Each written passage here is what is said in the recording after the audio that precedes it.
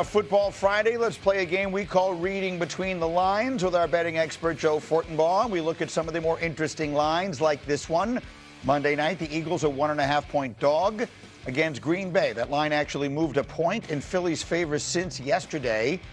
Still, it'll be the first time they're underdogs this season. So I think there'll be people who will sit back and they will say, how are the Eagles, who just made all these great moves and the defending Super Bowl champs, an underdog against a team that just lost at home to Carolina? It might seem counterintuitive, but the fact that they're 1.5-point dogs on the road against Green Bay actually tells you they're the better team in the power rankings. You move that to a neutral site. It's all about home field for Green Bay here. And Green Bay is a good football team. But ultimately, here you go, Philadelphia coming in with the old tush-push revenge for the Packers snitching them out last year. You know what you do? Tush-push first play of the game. Just set the tone. Yeah, set the put tone. it on them. Put it on them. Sure, America will rejoice. They love that play. Why do I feel like you guys would like that? I would love that, actually. Because I think anything petty is good. Yes. Right? So if you show up to the game and you do it the first two plays, or you do it, like if you got second and 2, you do it on second down and third down, and if you don't get it, you do it on fourth down. It's like, hey, go back to the NFL and get us to take it out now. Exactly. Well, if you enjoy petty, may I interest you in an A.J. Brown soundbite? Because that's where we're going next. The enigmatic superstar wide receiver was asked about his status for Monday night and beyond. Just listen closely to this. I'm fine. I'm good to go.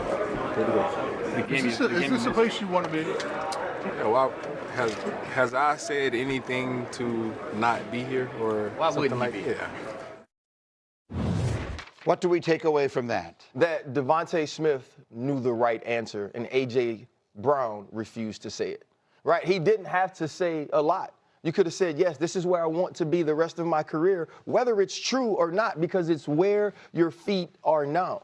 But he's just in this place where there's this touch of defiance, right? There's this part of him that just won't do the right thing. There is an unhappiness that seems to underline anything that he's asked or anything that he says, because we all know that sometimes you just toe the company line so you can get along and go win football games, and he just refused to do that. That's boring, man. Listen, he's can't get right off life, man. Like, he know what he's supposed to say. That was my bald head, man. Yeah. I don't know what's wrong. Something wrong with his head or something. He can't get right. Listen, he know what he's supposed to say, but at this point, I think he's just trolling us. Yeah. Right? And he doesn't want to give the reporters what they want. So he's giving them juice. He's giving them controversy. He's giving them uncertainty. He wants to be there. Where else would he want to be? He's won a Super Bowl. He's got paid the bag. It's nothing for him to be upset about other than reading a book on the side. I remember I was covering the Super Bowl in 2012, so that dates me a little bit, but Marshawn wasn't talking, and Michael Robinson, his fullback, would say, all questions come to me, and it became almost like a comedy act, like we're having fun with this. But Marshawn didn't want to speak to the media. Right. A.J. Brown does not want to speak to the media right now. He's seen his name being dragged in the mud a million times away. I don't even want to pay attention to this, but I will do it because I have to. To that point, being at his locker, asking him that question, it's like, all right, well, this is what's going to happen if you're going to tweet after the games. Well, you guys are players, and so I'm just curious. I've had it suggested here that the Eagles are a team that kind of thrive on the drama. Yes. That there are some teams that are broken apart by the drama. It takes them apart. It becomes the dreaded quote-unquote distraction, and that some teams kind of thrive on a little bit of this. I'm not sure if Us anxiety against the world. is the right Us word. against the world. It's like we love the hate. We thrive off the hate. We make up things to be upset about. We create that stuff. But isn't he the one who's upset? But this ain't even nothing to be upset about. Like, this isn't the world being upset with the Philadelphia Eagles. This isn't the world creating some narrative that doesn't exist. This is him. Right. And I like A.J. Brown. I think he's mature. I think he has great awareness. And because I believe those things, I know that he knows exactly what's going on. And it's not one of those things where they have to galvanize the team around AJ so they can go win football games. Right. They have a quarterback that would thrive in anything because he never changes. He never gets too high, he never gets too low. And you got a coach in Nick Sirianni, and I'm sure y'all could speak to this, that can flat out coach, and we never talk about how good he is. And so to me, the Philadelphia Eagles don't need distractions to be good. They need everybody to understand what that playbook says and execute. Let me ask you another question. I've had it suggested that perhaps after all of the wear and tear that, I think, Bart, you may have said this early in the season, after all the wear and tear of a 2,000-yard season on Saquon Barkley last year, that there has been a concerted effort on their part to ease him back into this season slowly and then ramp it up as we start to get towards the more meaningful part of the season. We'll see. Do you have a sense of that? Well, we'll see. They're coming off a 10 10-day rest right now. They get obviously the Monday night game, and Saquon does not have the same numbers, same carries, or any of that. And what we have seen from this Kevin Patullo offense is that they're not predictable. So 2 games ago, Jalen Hurts threw for 330 yards. The last time we saw them, Saquon ran for 234 yards. So we come out of the bye. We don't know what they are, and I would imagine Saquon, healthy, going to play, is going to get a lot more love in the offense. The best thing that could have happened for Philadelphia is the rest of the division failing to show up this year. Because now they have time to sit there and figure these things out. Maybe we want to go to AJ. Maybe we don't. Maybe we want to rest Saquon. Doesn't matter. Washington's not pushing him. Dallas isn't pushing him. The Giants aren't pushing him. They're in the driver's seat, and they're comfortable right now. All I'm going to say is this, Rico Dowdle. Let's go. Right? If you watch that film last week of the Green Bay Packers and you say to yourself, how do I neutralize Micah Parsons? Run the football. How do we keep this offense off the field? Run the football. And if you have to start stacking that box to stop Saquon Barkley, Jalen Hurts has shown you over the last few weeks he can absolutely carve you up. Well, I watch you guys on Monday nights, and before you do the Himmies, Scott Van Pelt every once in a while has to, quote, save the graphic. I go the other way. I just pick against what everyone else thinks. As you can see, it's very obvious. The whole world likes the Eagles here. That feels like a lock for the Packers. Let's continue with that thought. Reading between the lines, you mentioned these really good games in the NFC West, including the Rams, a 4.5-point road favorite against the 49ers. Rams have won 7 straight as road favorites dating back to last year. Remember, these teams played a thriller earlier this year. The Rams were an 8.5-point favorite at home. The Niners won that game in overtime. It was that crazy Thursday night game.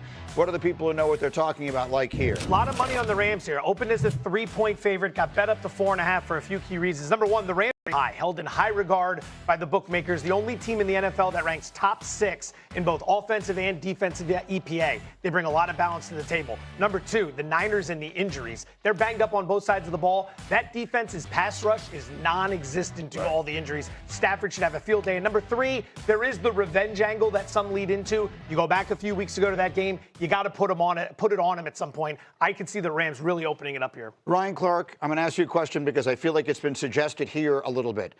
Are the Los Angeles Rams, when push comes to shove, the best team in the NFL?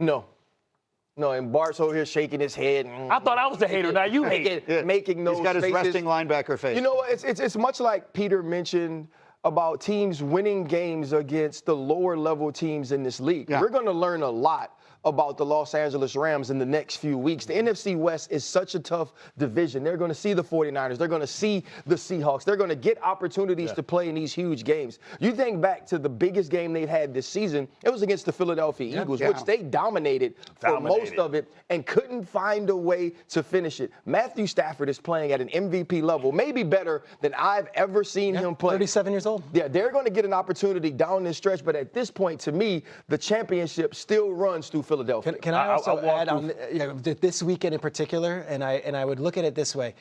If you look at the 49ers roster in the preseason in their 3rd game, that's their defense this week with all the injuries they've had. So I would almost say, yes, there's this rivalry game, but I wouldn't get too inflated about the Rams if they beat this version of the 49ers. It is not the version that we saw a couple weeks ago. I walk by faith, not by sight sometimes. And listen, I believe in my heart that, Matthew Stafford is the best quarterback in the NFL. If I need to trust somebody to win me one game, it's going to be Matthew Stafford. And now he's starting to get that chemistry with Devontae Adams. They're starting to have that nonverbal communication. He leads the league in 2-point touchdown passes. And now with him and Puka Nacua, I think that gives them such a dynamic team. They're the most balanced team in the NFL. When you talk about who do I trust defensively and offensively, I think it's the Los Angeles Rams. You can't love the Colts and then not like the Rams because the Rams did beat that team. So if you're high on the Colts this year, that's a marquee win for the Rams. You know what else? You're talking about, this is the guy I trust the most. You know who he ain't beat the last 2 times he played him? Jalen Hurts. Yeah, but that don't mean he shouldn't have. It don't always end that way. You should know that from me personally. Can I ask one other slightly unrelated question?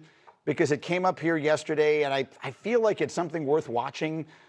Is it possible that the 49ers are at some point going to decide they want Mac Jones to be their quarterback? And if they start heading in that direction, then what happens? If they win this weekend and they're suddenly 7-3 and Mac Jones has this, I don't know a world where Kyle Shanahan just says, well, it's Brock's thing. So it's a very interesting conversation. What I would note is this: Brock Purdy is injured. That is a real injury. Sure. How injured? Well, that's fair to ask. I can play injured or, just the other wrinkle to it is I've covered Kyle since he was in Houston and Cleveland. This isn't someone who's obsessed with how much are we paying this person or what do we do. the best quarterback for this team will play. Peter, can I ask you a question? You report and you talk to these teams. How much truth was there to the rumors about Mac Jones being someone they liked during the draft where they drafted Trey Lance? That's very real. And it was both he and his father. Both had an eye on him. And at the end of the day, Trey Lance's athleticism blew them away in a workout up in North Dakota.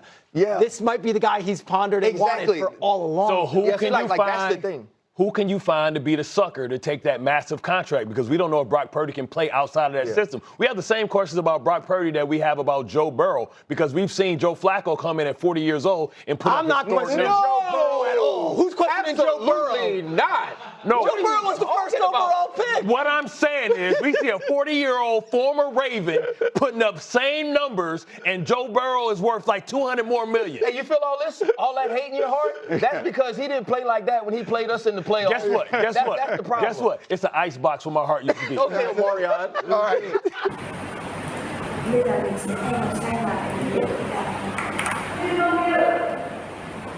Anh đi con ngon à?